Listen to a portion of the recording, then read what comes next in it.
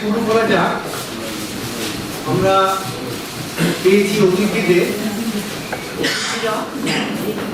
আমার বড় ভাই বোনেরা যারা প্রায় 80 বছর আমাদের মধ্যে আছেন, এখানে এসেছেন আমাদের ভালোবেসে, এবং আমার বন্ধুরা।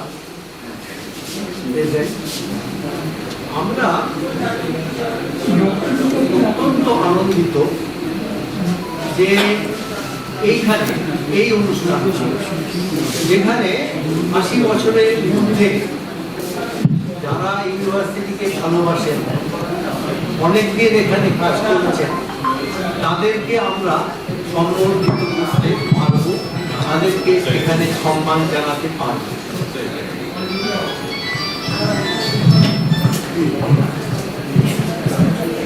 আমার একটা কথা বলতে ইচ্ছে করছে।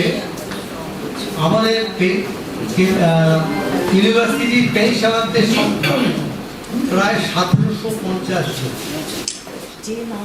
তাদের মধ্যে পেনশনার অ্যাসোসিয়েশনের মেম্বার প্রায় 800 জন। গর্বের সঙ্গে জানাচ্ছি যে 80 বছরের মধ্যে এই 800 জনের মধ্যে 127 জন আমাদের সঙ্গে এখনো আছে, which is around 15.8%। অত্যন্ত আনন্দের। এছাড়া আমার বলতে খুব ভালো লাগছে যে একজন 80 বছরের মধ্যে প্রায় 86 বছর বয়স যা, এরকম একজন অ্যাক্টিভলি অ্যাসোসিয়েশনের সঙ্গে জড়িত, রেগুলার কাজকর্ম করেন এবং এইবার ইলেক্টেড হয়েছেন ভাইস প্রেসিডেন্ট।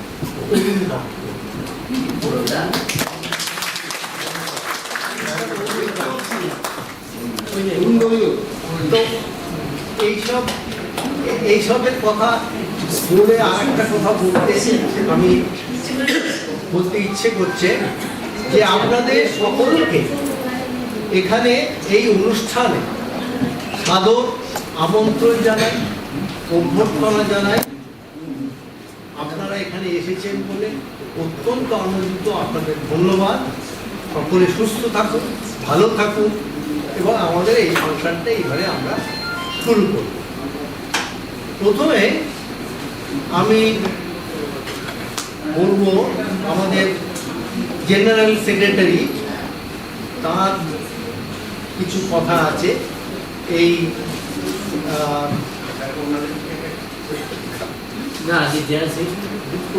অনুষ্ঠানের মূল উদ্দেশ্য তিনি বলবেন। নমস্কার। এই গৃহের মধ্যে যে সমস্ত মহাপুরুষদের ছবি রয়েছে তাদেরকে প্রথমে আমাদের শ্রদ্ধা জানাই। মাননীয় সভাপতি, উপস্থিত অতিথি এবং আজকে সবচেয়ে আনন্দের দিন আমাদের কাছে, যেটা হচ্ছে প্রাক্তন উপাচার্য আমাদের প্রফেসর অশোকনাথ বাসু আমাদের সঙ্গে এসছেন। তাকে আমরা অকুণ্ঠ শ্রদ্ধা জানাই এবং আমাদের তরফ থেকে তার প্রতি আমাদের শ্রদ্ধা রইল। এবারে আমি একটু অন্যভাবে যাচ্ছি। আগে আমি প্রথমে আপনাদেরকে একটু করতালি দিয়ে একটু আপনাদের সম্বর্ধনা জানাতে চাই।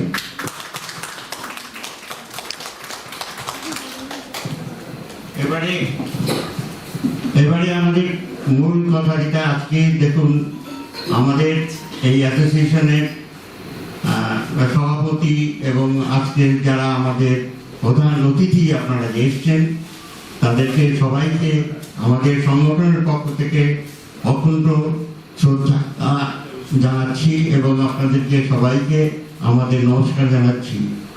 এবারে আমরা প্রথমে বলতে চাইছি যে এই সংগঠন মানে আপনাদের তৈরি, আমাদেরকে অনেক বড় দায়িত্ব নিতে হয়েছে। অনেক বাস্তব অবস্থার মধ্যে দিয়ে, ভীষণ অবস্থার মধ্যে চলছিল আমাদের সংকট। এই সংকটের মধ্যে আমাদেরকে অ্যাডহক কমিটি করে এখানে স্থান দিয়েছিল। সেই কমিটি আজকে প্রায় আরো এই অনুষ্ঠানটা হয়তো আরো আমরা 2-3 বছর আগে করা উচিত ছিল।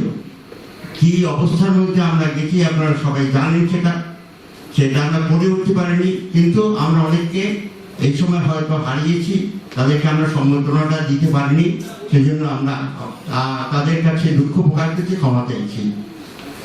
এবারে মূলত আমাদের যে সংগঠন, যে কি কঠিন সংগ্রাম আমরা করেছি, তাই সংগ্রামের মধ্যে আমাদের যখন আসলাম ওই ক্ষমতায়, তখন আমাদের এই যে পুরনো অফিসটা ছিল সেটা নতুন করে করার জন্য তাকে শিফট করা হয়েছিল এবং তারপরে আমাদের বিভিন্ন জায়গায় শিফট করা হয়েছে।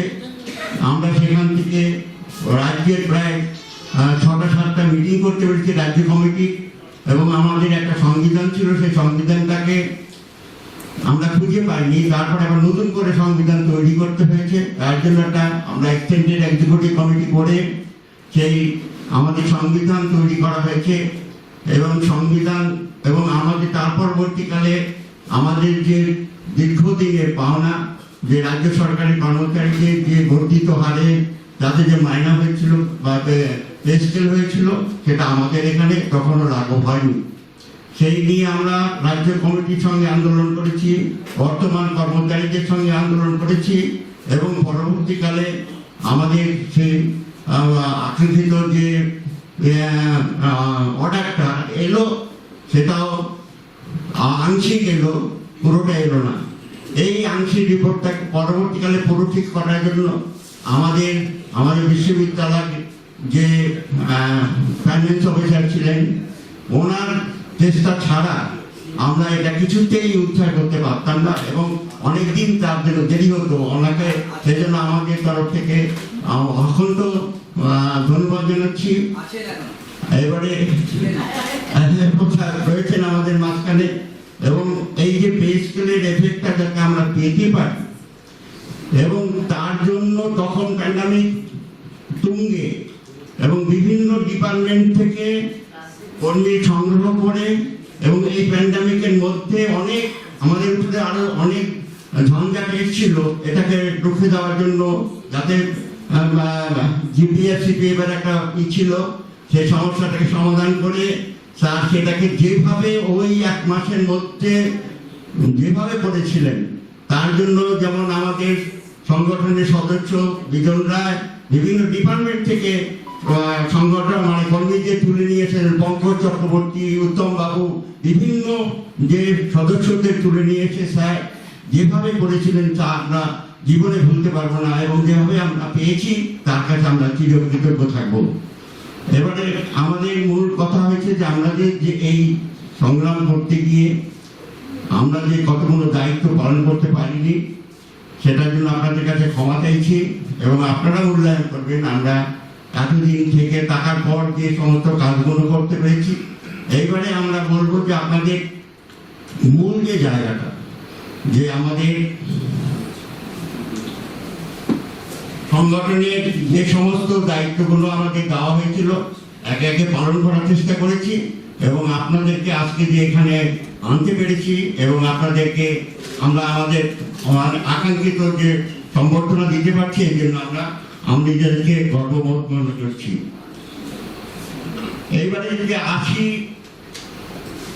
আমরা এটা জন্মদিন হিসেবে পালন করছি না, এটা একটা 80টা তাহলে আমরা করতাম কি প্ল্যাটিনাম জুবলি করতে পারতাম, কিন্তু 80টা কেন করা হলো? এই 80টা করা হলো মানে আমরা এই যে যখন আমাদের রিটায়ার করছি তখন আমাদের মাইনাটা একটা ফিক্সড হয়ে যায়, আমাদের আর ইনক্রিমেন্ট হয় না।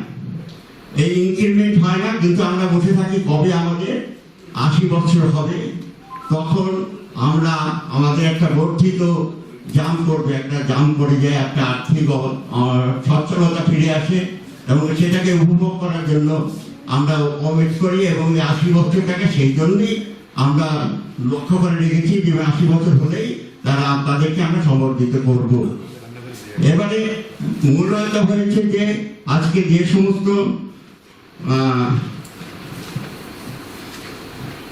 আর যে বিশ্ববিদ্যালয়ের যে সমস্ত আর যে মাত্র কি হয় আমাদের ডিআর যখন রাজ্য সরকার ঘোষণা করে শুধু আমরা সেটুকুই পারে, আর এরপরে আমাদের ওই 80 পরে আর বারবার কোনো চান্স নেই, সেইটা পাওয়ার জন্য আমরা বসে থাকি সারা জীবন ধরে। সেই জন্য আমরা সেই দিনটাকেই সেই বছরটাকেই উদযাপন করার জন্য লক্ষ্য করেছি। সেই জন্য আজকে আমরা ধন্য, এবং আপনাদের সঙ্গে মিলিত হতে পেরে আপনাদেরকে সবাইকে ধন্যবাদ জানিয়ে আমার বক্তব্য শেষ করছি। নমস্কার। প্রথমেই আমি আপনাদের সকলের কাছে ক্ষমা চেয়ে নিচ্ছি একটু দেরি করে আসার জন্য। আমার একটা ঘরে মিটিং এর আমি আটকে পড়েছিলাম, সেখান থেকে বেরিয়ে আসতে পারছিলাম না চেষ্টা সত্ত্বেও। আপনারা অনেকক্ষণ অপেক্ষা করেছেন, সেই জন্য আমি সত্যি সত্যি ক্ষমা প্রার্থী। আমার আজকে সত্যি খুব ভালো লাগছে আপনাদের সকলকে দেখে, যাদের মধ্যে অনেকেই আমার ডাইরেক্ট শিক্ষক আর কি, তাদের কাছে পড়েছি, তারা আজকে এসে উপস্থিত হয়েছেন এই অনুষ্ঠানে।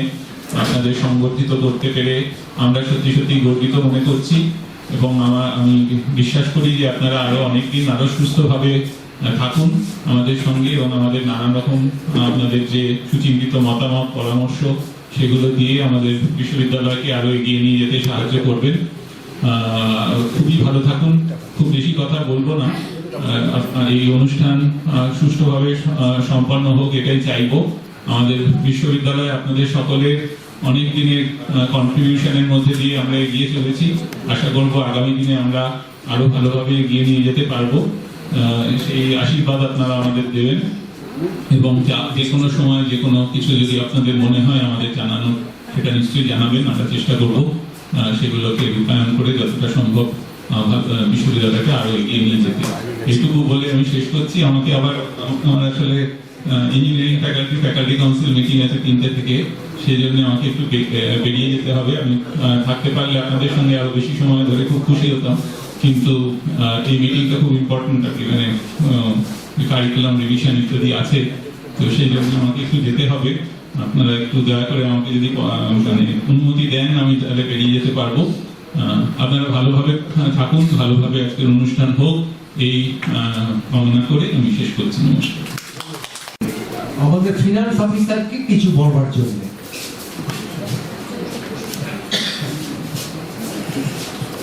হ্যালো, প্রথমে ধন্যবাদ জানাই অসীমবাবু এবং পেনশনার্স অ্যাসোসিয়েশনকে এরকম একটা প্ল্যাটফর্ম বাতাবরণ তৈরি করার জন্য আজকে আমরা যারা সিনিয়র এখানে সমবেত হয়েছি কমিটি রুম নাম্বার 1 এ একটা ঐতিহাসিক ঘর, আপনারা যারা চলে গেছেন তারা আবার মিলিত হতে পেরেছেন, অনেকটা পুনর্মিলন উৎসবের মতো লাগছে। এরকম একটা পরিবেশ উপহার দেওয়ার জন্য আপনাদেরকে ধন্যবাদ জানাবো। আর আপনারা যারা এসেছেন সবাই প্রণম্য, সবাই সিনিয়র আমাদের থেকে, সেই জন্য আরো ভালো লাগছে। সবাইকে আমি আন্তরিকভাবে নমস্কার জানাচ্ছি, প্রণাম জানাচ্ছি, ভালো থাকবেন আপনারা। আর একটা কথা অসীমবাবু বলে গেল পেনশন ডিভিশন নিয়ে, আপনারা যদি পেনশনার্স অ্যাসোসিয়েশন আমার আর্টিকেলটা দেখে থাকেন, সেখানে আমি লিখেছি যে আমার এমপ্লয়ীদের তাও ইনক্রিমেন্ট হয়, কিন্তু পেনশনারদের কোনো ইনক্রিমেন্ট নেই। যার ফলে ডিএ যদি না পাওয়া যায়, বাট যেটা তাহলে দাঁড়াচ্ছে যে 21 সালে জানুয়ারিতে যা পেনশন ছিল 23 সালে জানুয়ারিতে একই পেনশন। ঠিক আছে, এইভাবে কতদিন চলবে আমরা জানি না। আবার একটা 3% হয়েছে বলে শোনা যাচ্ছে, অর্ডার এখনো আসেনি, এসে যাবে হয়তো। কিন্তু 21 সালের প্রাইস লেভেল এবং 23 সালের প্রাইস লেভেল অবভিয়াসলি এক নয়। স্যার আসলে ইকোনমিক্স মাস্টারমশাই আছেন, মাথা নাড়ছেন। মানে এটা সত্যি সত্যি একটা দুর্বিষহ যন্ত্রণার মধ্যে রিটায়ার্ড লোকরা আছেন বলে আমি মনে করি। সেই কারণে আমি সেইটুকু কথা একটা আর্টিকেলের মধ্যে লিখেছিলাম যে এইটা একটা খুবই অন্যায় হচ্ছে এবং এটা বিশেষত পেনশনারদের পক্ষে খুবই চাপে।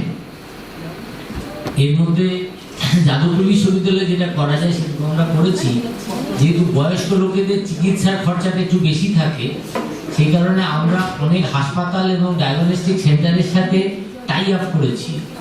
সেখানে কনসেশনাল রেটে আমার পেনশনার এবং তার ফ্যামিলিরা চিকিৎসা নিতে পারবেন, টেস্ট করতে পারবেন। যে বইটা আমরা পেনশনার্স অ্যাসোসিয়েশন ছাপিয়েছেন তার মধ্যে সবকটা সেন্টারের নাম এবং তার কন্ট্যাক্ট নাম্বার দেওয়া আছে। যদি কেউ না পেয়ে থাকেন ওটা কালেক্ট করে নেবেন। আমার ধারণা যাদব ইউনিভার্সিটি আই কার্ড দেখালে কনসেশন পাওয়া যাবে, এরকম একটা এগ্রিমেন্ট হয়েছে, সেটা একটু দেখে নেবেন। কোথাও 25%, কোথাও 30%, কোথাও WBHS বলে একটা রেট আছে, West Bengal health scheme rate, সেই রেটেও অনেকে চিকিৎসাটা দেবে বলে কমিট করেছে। কাজে এটা আমার অনেকে নিচ্ছেন। এইটার সাথে মেডিক্লেম ইন্স্যুরেন্সের কোনো সম্পর্ক নেই। আমি পকেট থেকে পয়সা দিয়ে চিকিৎসা করাবো যখন, কারণ এমন অনেক চিকিৎসা হয় যেটা রিইম্বার্সমেন্ট পাওয়া যায় না, যেটা মেডিক্লেম পাওয়া যায় না। রুটিন কিছু চিকিৎসা ডাক্তার দেখালাম, 4টে টেস্ট দিলেন, সেই 4টে টেস্ট করাতে গেলে নর্মালি যদি 2000 টাকা লাগে, এই কনসেশনাল রেটে গিয়ে দেখবেন হয়তো 1000-1200 টাকায় হয়ে যাচ্ছে। কাজে আপনারা এটা অ্যাভেল করুন, এটা আমি চাইবো। এবং আপনাদের যদি কোনো সাজেশন থাকে, যেরকম আমরা অলরেডি সুরক্ষা চেঞ্জ যেটা সেন্টার, তার সাথে টাই আপ করেছি যাতে মোটামুটি অল কলকাতা কভার করা যায়। সুরক্ষা ছাড়া এরকম আর চেন স্টোরের সাথে কিছু হয়নি, চেন সেন্টারের সাথে কিছু হয়নি। আরেকটা হয়েছে সাউথ ক্যালকাটায় মেডিনোভা বলে আছে, যাদবপুরে একটা মেডি হেলথ পয়েন্ট বলে একটা আছে, টিআরএস এর সাথে একটা টাই আপ করেছি। তারা ইভেন বেড চার্জেসেও একটা ডিসকাউন্ট দেবেন বলেছেন, 15% অবধি, এরকম সমস্ত ডিসিশন হয়েছে। কোঠারি মেডিকেল সেন্টার বলেছে যে irrespective of status and age, যে কেউ যাদবপুরের এমপ্লয়ি এবং পেনশনার ভর্তি হলে ওয়েস্ট বেঙ্গল হেলথ স্কিমের রেটে চিকিৎসা করে দেবে ওরা। ওয়েস্ট বেঙ্গল হেলথ স্কিমের রেট খুবই সস্তা, যে কোনো মার্কেটের রেটের থেকে অন্তত 30-40-50% কম। কাজে এই ফেসিলিটিগুলো দিয়ে আমি মনে করেছি যে রিটায়ার্ড লোকদের কিছু রিলিফ দেওয়া যাবে, যে তার বা তার পরিবারের লোকজনের যদি চিকিৎসার দায়িত্ব তাদের নিতে হয়, তারা গেলে এইটুকু বেনিফিট পাবে। এবং আমি শিগগিরই আপনাদের সাথে জয়েন করব, আর কয়েক মাস বাকি আছে, এই অ্যাসোসিয়েশনের সদস্য হব। কাজে বেশি দিন নেই, আমি যে কদিন আছি হয়তো আরো কিছু একটা সেন্টারের সাথে টাই আপটা করে যাবো, আমার ইচ্ছে আছে। যদি করে দিতে পারি তাহলে আরো উপকার হবে এরকম। কারণ আমাদের পেনশন গ্র্যাচুইটির বাইরে আমাদের মানে রিটায়ারমেন্টের পরে আর তো কোনো অ্যাভিনিউ নেই রোজগারের। কাজে এইরকম খরচা কমানোর একটা পদ্ধতি বার করেছে অনেক ভেবে চিনতে। আশা করি সেটা সবার উপকারে লাগবে। আর আপনাদের যদি কোনো সুযোগ সাজেশন দেওয়ার থাকে, কোনো আমাদের উদ্দেশ্যে কিছু বলার থাকে অ্যাডমিনিস্ট্রেশনে, যেরকম স্যার আমাকে বারবার ফোন করেন, লকডাউনের সময় থেকে আমরা চালু করেছি, প্রত্যেক মাসে 1 তারিখের আগে একটা মেসেজ যায় সবার কাছে যে আপনার পেনশনটা প্রসেস হয়েছে, ব্যাংকে যাচ্ছে। এই সার্ভিসটা আমরা চালু করেছি লকডাউনের মধ্যে। আমরা দুটো সিস্টেম চালু করেছি। এমপ্লয়ীদের জন্য একটা আমরা পোর্টাল চালু করেছি, যেখানে এমপ্লয়ীরা নিজের পে স্লিপ ডাউনলোড করতে পারবে। পেনশনারদের জন্য ওটা না করে আমরা মেসেজ সার্ভিসটা চালু করেছি, কারণ পেনশনারদের বেশিরভাগই বয়স্ক লোক, হয়তো কম্পিউটার স্যাভি না, কম্পিউটার অ্যাক্সেস আছে নেই, সব রকম সমস্যা, সেই জন্য আমরা মেসেজ সার্ভিসটা চালু করেছি। কিন্তু আমাদের কাছে এখনো 15-20 জন পেনশনার আছে যাদের মোবাইল নাম্বার নেই। আমি অ্যাসোসিয়েশনকে রিকোয়েস্ট করেছি সেটাকে ওরা দেখবে, ওরা হেল্প করবে, আপনাদের সবাইকে এটা জানালাম। গতকালকে আরেকটা লিস্ট দিয়েছি পেনশনার অ্যাসোসিয়েশনকে। 20 সালে লকডাউনের পরে আমরা 21 সালে লাইফ সার্টিফিকেট দেওয়াটাকে রিল্যাক্স করে দিয়েছিলাম, যে ঠিক আছে লকডাউন চলছে, কাউকে আসতে হবে না, আমরা পেনশন দিয়ে যাব।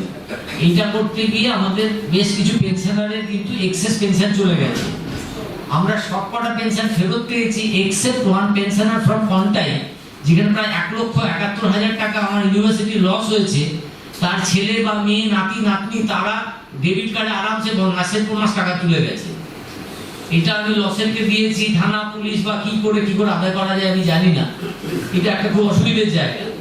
22 সালে যখন আমরা আবার পেনশনটা লাইফ সার্টিফিকেটটা কম্পালসারি করলাম, সবাইকে জানালাম, 22 সালের পরে দেখা গেল প্রায় 70-80 জন পেনশনারের লাইফ সার্টিফিকেট জমা পড়েনি।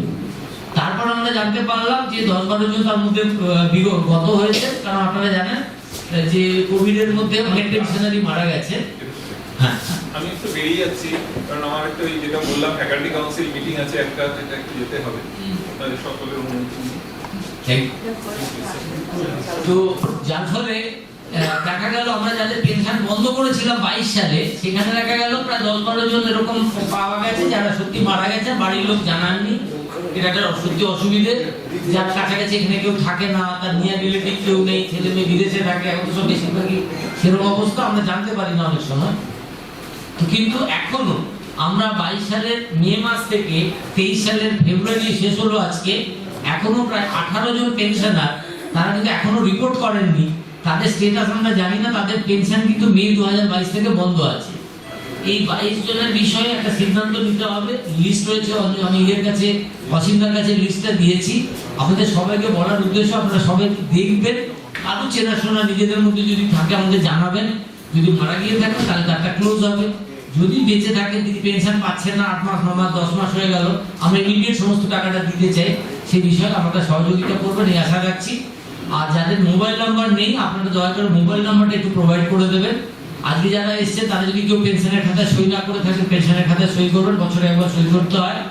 আর আমরা এই সই করাটা, সরকারের সই করার নিয়ম নভেম্বর মাস, কিন্তু আমরা যাদবপুরে এটা ফেব্রুয়ারি করেছিলাম এই কারণে যে ফেব্রুয়ারি মাসে আমাদের মেডিকেল রিনিউ হয়, যাতে বয়স্ক লোককে দুবার আসতে না হয়। তার জন্য আমরা একটা টিউন করে যাদবপুরে আমরা সাইকেলটা চেঞ্জ করেছিলাম। ফেব্রুয়ারি মাসে আমরা বলেছি আপনি যদি ফেব্রুয়ারি মিডলে আসেন তাহলে আপনি মেডিক্লেমেরও রিভিশন চেঞ্জ, কেউ বাড়ির লোককে বাদ গেছেন বা কেউ মারা গেছেন চেঞ্জ করবেন, এরকম চেঞ্জও করতে পারবেন, প্লাস একটা পেনশনের খাতায় সই করে দিয়ে যাবো। এটা আমরা সেজন্য ফেব্রুয়ারি করেছি, এবং এটা আমরা মার্চ মাস অব্দি রিল্যাক্স রাখি। মার্চ অব্দি যারা দেবেন না তাদেরটা কিন্তু এপ্রিলে বন্ধ করার কথা ভাবি। সেইভাবে সবাইকে আজকে অন্তত যারা এসেছে তাদেরকে জানালাম, যারা আসেনি তাদেরকে আপনারা যতজনকে পারবেন কমিউনিকেট করবেন। আর অসীমবাবুকে বলবো আপনারা যদি একটা হোয়াটসঅ্যাপ গ্রুপ খুলে কমিউনিকেশন চ্যানেলটা বাড়ান, যে পেনশনারদের মধ্যে কমিউনিকেশনটা বাড়ানোর জন্য যারা যারা রয়েছেন তারা জানতে পারবেন, কমিউনিকেশনটা হবে। এই কথা বললাম। আর আপনাদের সবার সুস্থতা কামনা করি, দীর্ঘজীবন কামনা করি, ভালো থাকুন, সাবধানে থাকুন, ভালো এইটাকে জানাই। আর আমি সবচেয়ে বেশি আজকে ভালো লাগছে স্যার এসছেন, মানে আমি আমার টেনিয়রে 25 বছর হবে যাদবপুরে, তার মধ্যে সবচেয়ে বেশি দিন স্যারের আন্ডারে কাজ করেছি 8 বছর। তো the longest sir vice chancellor, খুবই মানে আমি বলবো দ্য এবল লিডারশিপের আন্ডারে আমরা অনেক কিছু রেনোভেশন করেছি, অনেক কিছু চেঞ্জেস করেছি। I won't forget his dedication and direction. Thank you finance officer. আমরা চাইবো উনি রিটায়ার শীঘ্রই না করেন, এক্সটেনশন যেন পান, এটা আমাদের ইচ্ছে। তবে উনি যদি সত্যি রিটায়ার করেন পরের দিন থেকে আমরা আমাদের অ্যাসোসিয়েশন নিয়ে নেব, উনি যেন তার মেম্বার হন, এইটা রিকোয়েস্ট করছি।